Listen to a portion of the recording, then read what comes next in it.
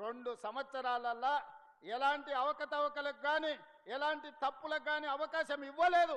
ఈనాడు కూడా సింగరేణిలో జరుగుతున్న కోల్ మైనింగ్ టెండర్ విషయంలో ప్రభుత్వం స్పష్టంగా నికార్సుగా నిజమైన అనుభవం ఉన్న వాళ్ళకే ఇస్తుంది తప్ప అనా పైసా అవినీతికి అవకాశం ఇవ్వము.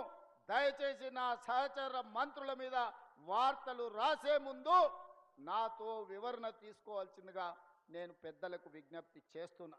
మిత్రులారా, సార్ ఆలోచన చేసి వాస్తవాలను తెలుసుకొని రాసే ముందు మమ్మల్ని వివరణ అడగండి.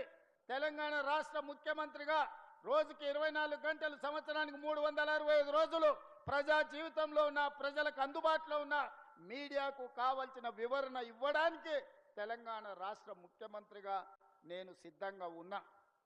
ఏదైనా వార్త ఏ టీవీలో వచ్చినా, ఏ పేపర్లో వచ్చినా, ఏ సోషల్ మీడియాలో వచ్చినా నా ఎమ్మెల్యేల మీద, నా ఎమ్మెల్సీల మీద, ఎంపీల మీద, మంత్రుల మీద ఎవరి మీద ఆరోపణ వచ్చినా వాళ్ళందరికీ నాయకుడిగా, కుటుంబ పెద్దగా అది నా గౌరవానికి భంగం కలిగిస్తుంది, నా నాయకత్వం పట్ల అపోహలను కలిగిస్తుంది.